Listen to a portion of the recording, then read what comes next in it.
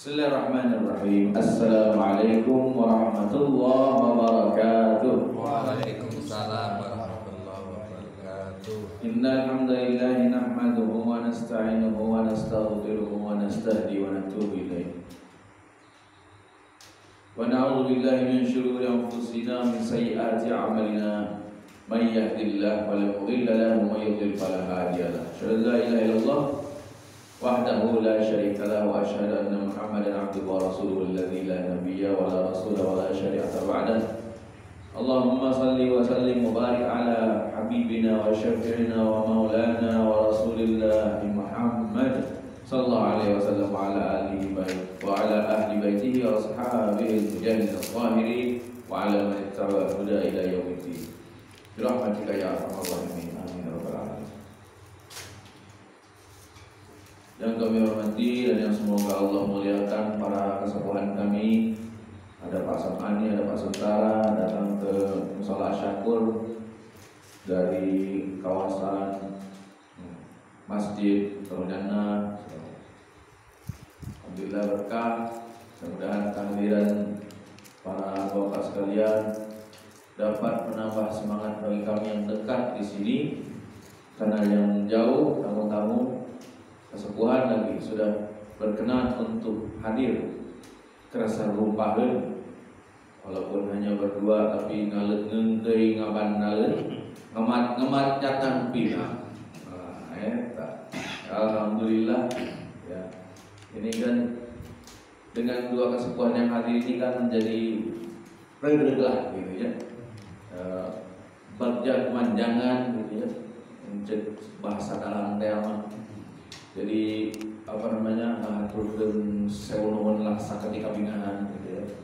Karena kedatangan dari bapak sekalian, sekali lagi mudah-mudahan akan menjadi penyemangat bagi kami, dan tentunya ada berkah ya yang datang kepada kita semua, bahwa betapapun yang jauh tetap datang ke tempat ini Mushola Asy-Syakur dengan segala macam perjuangannya. Karena kan sekarang kalau kata orang Sunda mah loba atuda hujan, atuda nanggung, ngomongnya banyak ini apa namanya? Banyak gimana ya hujan, atuda gitu. Gimana ya hujan, gimana ya gimana. Itulah jalan rusak, gimana ya becek, ojek. Jadi banyak faktor kalau sekarang. Tapi dengan kersani Allah Gusti Maha Suci, alhamdulillah ya. Bapak yang ini jauh datang ke sini, berkah kan. Nah, masa yang dekat-dekat di perumahan gas ya dan sekitarnya tidak datang, sebenarnya malu kita. Tumbuhkan rasa malu karena karena sekarang jadwalnya hadis ya. Ada hadis yang berbunyi al-haya'u minal iman. Malu itu bagian dari iman. Jadi kalau orang masih punya malu, berarti insya Allah dia masih ada iman. Iman itu terdiri dari 73 cabang. Salah satu cabangnya itu adalah malu. Jadi kalau ciri orang itu malu, ciri orang itu beriman, maka dia mesti punya lain kemaluan. Malu, punya malu. Kemana aja ngomong ini? Kayaknya harus minum dulu. Punya kemaluan.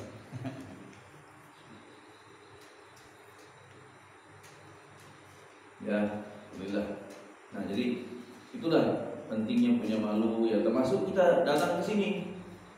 Yang jauh bisa datang, sepuh lagi, masa yang dekat, muda lagi, masa tidak bisa melangkahkan kaki ke sini ya.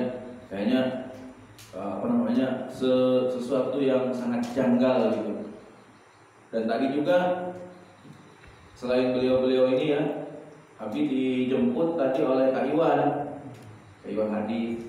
Itu alhamdulillah baru pulang kerja, mandi juga belum ya, aromanya juga masih aroma tepukul lah gitu. Jemput ya, menjemput, alhamdulillah dengan berkahnya. Nah, kalau untuk urusannya ngantar, nanti nggak tahu kalau ada yang berbagi amal lagi ya gitu. Sendiri. Nah itu berarti nggak ada yang beramal gitu. Kayaknya Kak Iwan akan memberikan ladang amal atau minimal motor ya, yang teratur. Tapi ada anak muda Quran, masa nih anak muda kami bisa ngantar ya. Nah itu Jadi semua ini terbina dari malu tadi, ya. Maka padahal waktu azan maghrib pun ya, sedikitlah mau azan maghrib pun ya, itu Kak Iwan sudah bilang, sudah ngechat itu pakai voice note, tenang Bi, sabar, ini masih di Lebak Murni. Wah, kebayang di Lebak Murni itu jalannya kayak apa? Mungkin kayak setan sambar angin, buru-buru untuk datang. Ya. Maka orang-orang yang seperti ini, yang tadi telah dicontohkan, yang sepuh, Kak Iwan, yang telah dicontohkan tadi ya, yang bersusah payah untuk melaksanakan kegiatan taklim, ya, kegiatan taklim ini pasti sesuai dengan sabda Rasulullah SAW, "Man salaka tariqan yaltamisu fihi ilman sahhalallahu lahu tariqan ilal jannah." Barang siapa yang memudahkan jalannya, walaupun susah ya, tapi diusahakan supaya mudah, supaya datang ke majelis ilmu, apalagi mendatangkan mubaliknya, mendatangkan penceramahnya, pematerinya. Kalau Ustaz Abi masih jauh ya, Abi aja. Mendatangkan Abi datang ke sini, ya bukan Ustaz biasa, karena memang dalam keadaan tidak melihat, dijemputnya, maka sahalallahu lahu thariqan ilal jannah, akan dipermudah oleh Allah, dimudahkan semudah-mudahnya jalan menuju surga. Amin ya Allah, amin. Gitu. Amin. Dia santai. Jadi alhamdulillah kayak begitulah. Nolong gitu ya kepada yang berkebutuhan khusus. Jumatan juga tadi, wah susah payah. Pasang Ani antar jemput. Ya, pengalaman saya sengaja cerita ini Abi biar semuanya berpikir gitu kan, dengan kondisi jalan yang bukan hanya rusak tapi juga becek ya, dan rawan hujan, tapi masih bisa melaksanakan itu. Kamu apakah nggak berpikir ya, misalnya, wah Abi nggak jumatan, sekampung dosa itu, ada tunanetra tidak bisa jumatan, kepikiran nggak sampai situ? Kalau landasannya kerja semuanya, nah tetap aja walaupun landasannya kerja semua, nasib Abi bagaimana begitu kan? Wah, Abi kadang-kadang suka kelimpungan, suka repot. Kalau mau jumatan itu mending kalau nggak tugas ya. Ya dalam arti tetap bingung ya karena tidak jumatan kan. Tapi kalau lagi tugas dan tugasnya agak jauh, nah bingung itu. Ngotak sana nggak bisa, ngotak iya jelas nggak bisa. Yakin karena di sekolah. Ngotak yang lain-lain nggak bisa, waduh, repot ya. Dan ini dengan izin Allah, alhamdulillah masih bisa melaksanakan jumatan. Berkah ini. Tapi yang jelas, orang-orang yang betul-betul mengupayakan prosesi ibadah, apalagi sampai nolong orang lain untuk menjalankan ibadah, itu pahalanya betul-betul sangat besar. Tadi itu dijadikan oleh Allah, dimudahkan jalan menuju surga. Sebab surga itu perjalanannya walaupun mudah secara teori, tapi susah bangga di waktu praktek. Ya kalau kata orang Sunda bangga repot, susah banget ya. Susahnya bukan main alhamatan lah pokoknya, susah pisan. Kalau yang namanya tolabul menjalani menuju surga itu jangan dikira mudah. Ya, ada sholatnya, ada saumnya, ada sedekahnya, zakat infaknya. Mungkin secara omongan mudah. Yuk kita sholat lima waktu. Pas pelaksanaannya, waduh susah bukan main kan Pak. Susah. Yang 5 waktu aja susah, apalagi plus sholat rawatibnya, plus qobliyah subuh, ba'diyahnya, segala macam lagi itu ya rawatib itu. Kemudian juga belum lagi tahajud duhanya. Wah susah. Repot melaksanakan ibadah. Kalau bukan keikhlasan dalam hati dan butuh sama amal ibadah ini, tidak akan terlaksana yang seperti yang kita laksanakan ini. Makanya jalan menuju surga itu ya bertabur kesulitan, bertabur kesusahan, repot. Sudah datang ke majelis taklim, apakah sudah berhenti godaan syaitan? Sudah di dalamnya? Belum berhenti godaan syaitan itu.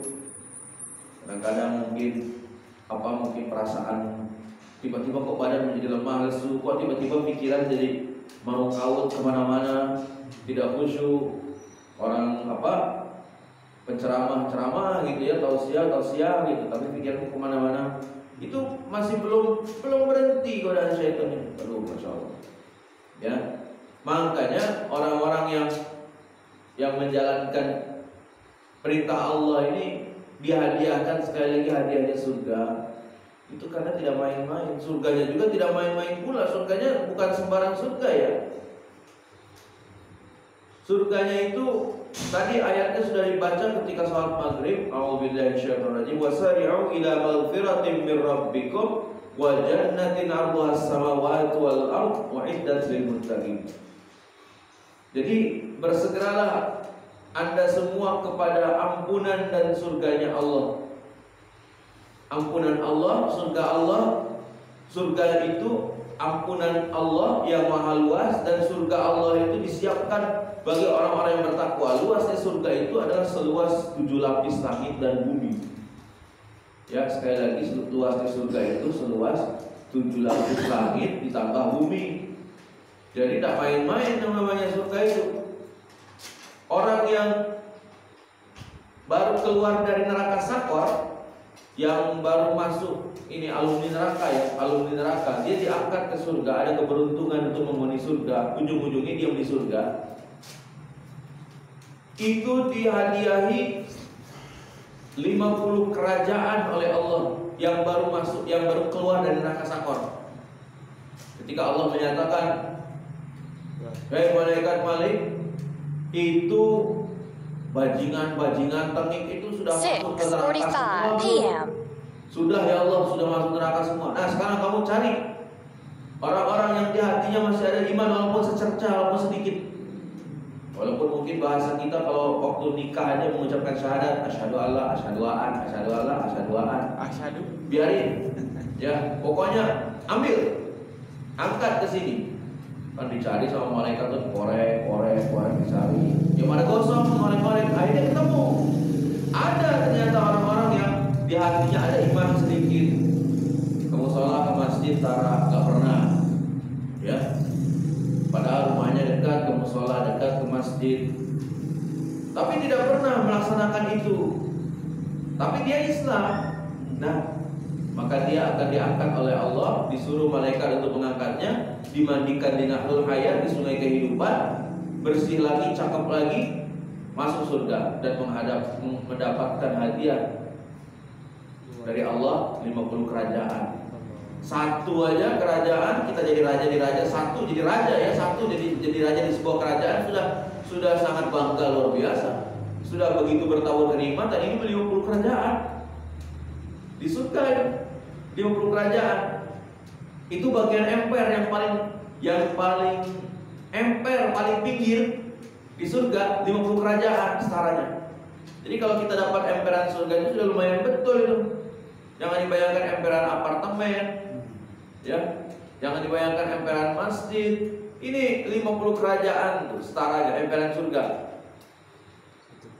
Bagaimana tak? Mau nggak tak? Mau. Di emper surga. Iya mampir dulu tapi Alhamdulillah min dzalik 50 kerajaan, tapi saatnya itu mampir dulu di neraka. Itu orang yang mendapatkan 50 kerajaan mampir dulu di neraka. Wah, enggak ada, enggak. Kagak ada. Ya. Enggak. Ya, enggak. Bahaya.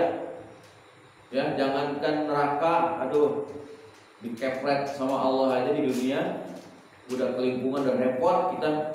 Ini masa mau nantang neraka. Ya. Ya Allah misalnya, tolong bersihkan dosa-dosa saya ya Allah, dosa-dosa hamba-Mu ini banyak ya Allah.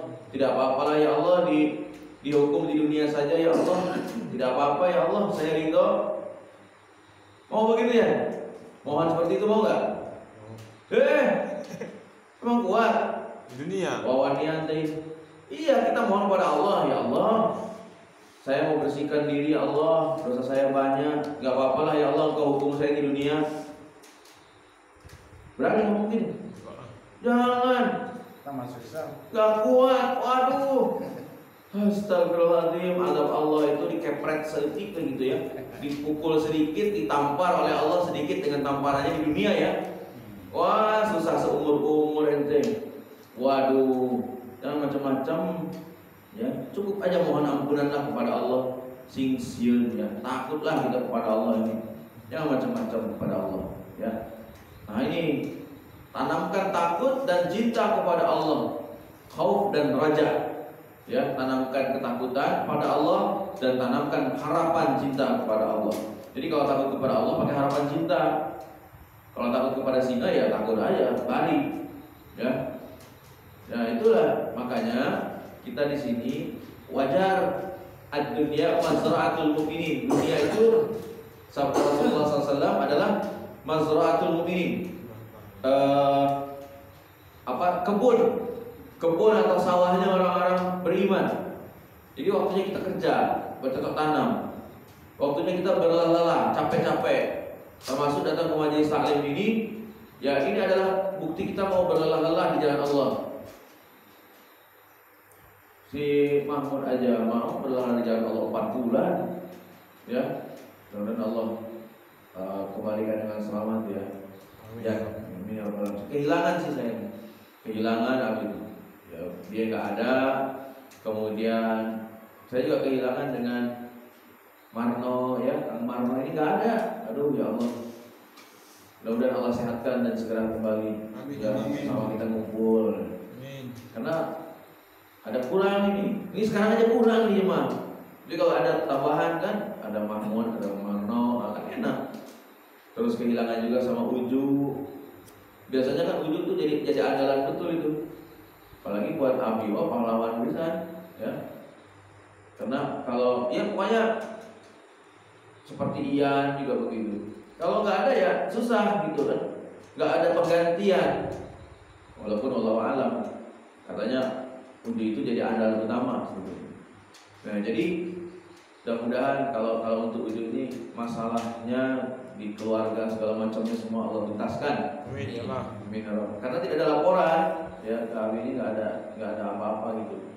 Ya mudah-mudahan. Ya namanya kita kan orang beriman ya, orang Islam, orang mukmin, orang iman, orang Islam ini kan bersaudara.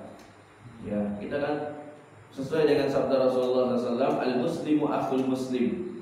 Jadi bagian dari khutbah haji wadahnya Rasulullah SAW itu adalah Muslim yang satu dititip ya. Khutbah haji terakhir itu Nabi menitipkan bahwa setiap Muslim dan mukmin ini bersaudara.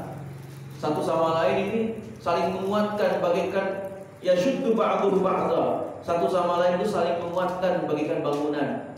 Orang Muslim. Ya, Abi dengan Pak Samani, ya itu tadinya tidak kenal. Sekarang kenal dengan Pak Suntara, kenal.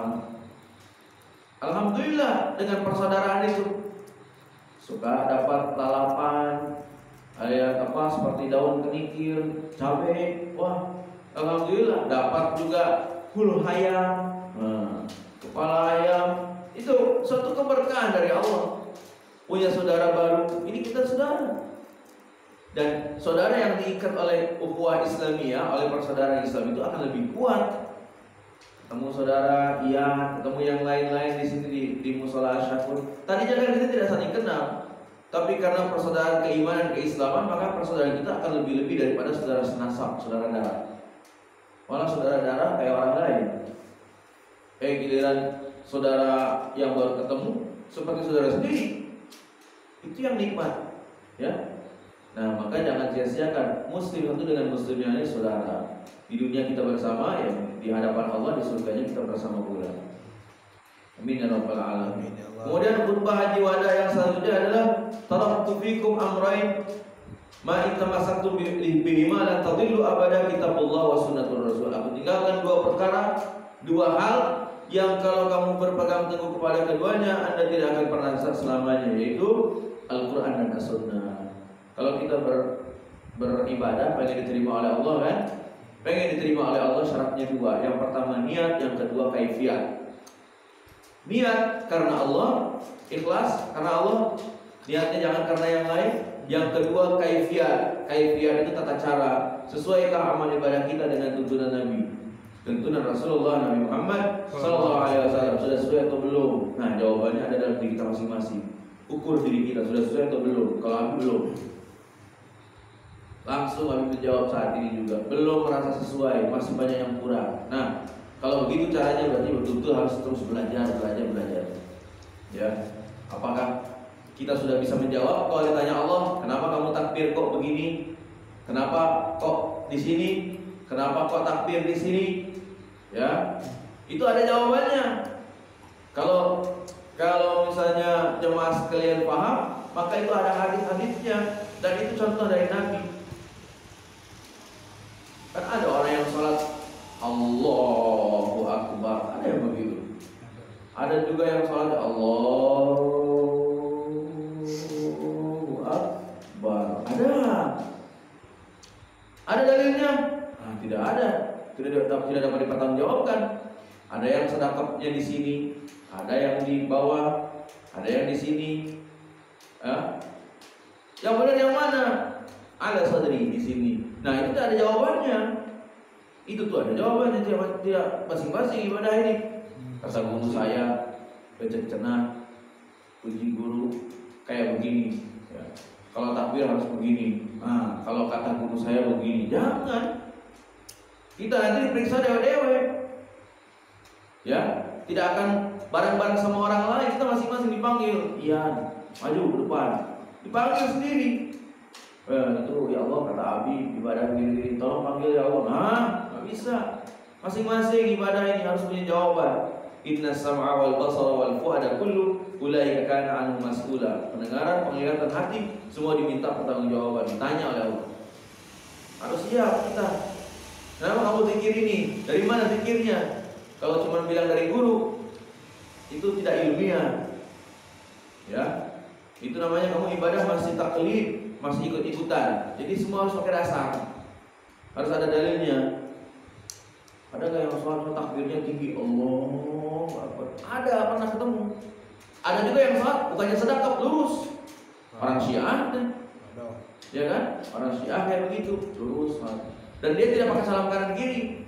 Orang Syiah. Ya, wes. Ngedablek. Bukannya itu. Nah, itu. Ya. Jadi ya semuanya sudah sudah ada dasar-dasarnya dan kita harus bertanggung jawab. Ingat dua hal itu, Quran Sunnah. Kalau Quran di mana, ayat berapa, surat apa, ini harus jelas. Jangan ibadah itu gimana kata kita. Jangan seenaknya. Ini kayaknya enaknya kalau ibadah kayak begini nih. Ini kayaknya pantas nih ibadah. Jangan. Semua ada tuntunannya, ada Qurannya, ada hadisnya, dijelaskan oleh ulama. Boleh kita bawa nama guru kita, tapi guru kita yang menyampaikan betul-betul dalilnya, Quran Sunnahnya.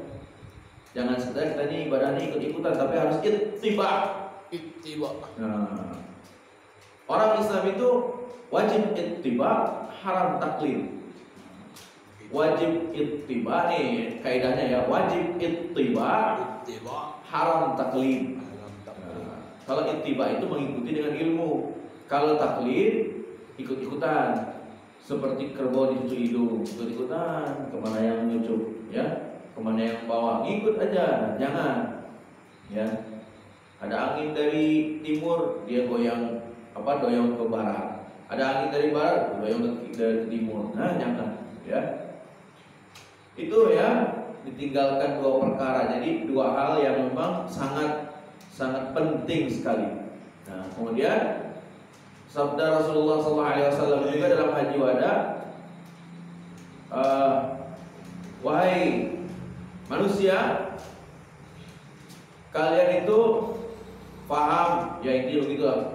Anda itu paham bahwa muslim yang satu dengan muslim yang lain itu adalah bersaudara. Ya, seperti yang tadi dikatakan. Jadi segala sesuatu harus kita betul-betul praktekkan persaudaraan yang sebenarnya. Ada kuncinya persaudaraan Islam itu. Yang pertama ta'aruf, yang kedua tafahum, yang ketiga ta'awun. Ta'awun. Lain ta'awun. Ya. Yang pertama sekali lagi ta'aruf, yang kedua tafahum, yang ketiga ta'awun. Kita jelaskan dikit-dikit. Yang pertama ta'aruf. Udah dengar kan ta'aruf apa artinya ta'aruf? Ta'aruf artinya berkenalan. Kita kan ketemu, kenalan, apa namanya gitu kan, nama siapa ini, gitulah ya, kenalan. Nah, sudah kenal, kalau dalam pepatah Melayu dinyatakan tak kenal maka tak sayang. Nah itu, tak sayang maka tak cinta. Maka dilanjutkan dengan tafahum. Apa itu tafahum? Tafahum itu adalah saling memahami, saling memahami, saling ngerti. Jangan pengennya apa kita tuh harus dimengerti orang terus. Pokoknya orang itu harus ngerti dong keadaan kita. Wah, bahaya. Sedangkan orang juga punya kesulitan, kita aja merasa paling sulit. Jangan. Kita harus belajar memahami kesalahan orang supaya orang lain juga paham sama kita. Itu yang paling penting. Kalau orang melihat, mungkin ya, orang yang bisa melihat, ini kayaknya wajahnya lagi kecut amat, cocok nggak ya? Kalau saya minjem duit dalam keadaan wajah kayak begini, orang ini kayak mau dipinjemin, saya pinjam duit gitu. Abi mau pinjam duit sama Ian, tapi kayaknya mukanya kok kayak kecut, kayak lesu gitu. Kayaknya tidak cocok nih kalau pinjam. Kan banyaknya orang mau muka orang kayak bagaimana, mau keadaan orang kayak gimana, tercetus saja pinjam, pingin aja pinjam, gitu. Ya, nah ini harus tafahum, saling memahami. Bila perlu, kalau bisa kita bantu kesulitan orang itu. Insya Allah, kalaupun orang itu tidak balik membantu kita, ada lagi jalan yang lain untuk bantuan dari Allah. Ada aja. Kita kalau membantu orang, jangan harapannya pengen dibalas lagi sama orang itu. Kita harus karena Allah. Nanti pasti Allah itu yang akan menurunkan bantuan, bala bantuan kalau kita lagi susah. Mau dari orang itulah atau mau dari orang lain, itu bagaimana Allah. 7 o'clock Ikut saja kata Allah. Nah, kemudian wahai manusia, ingatlah bahwa Tuhan Anda semua adalah Tuhan yang satu. Bapak kalian itu adalah Bapak yang satu. Bapak kita satu, Tuhan kita juga satu. Semuanya ya, kita itu berangkat dari yang satu.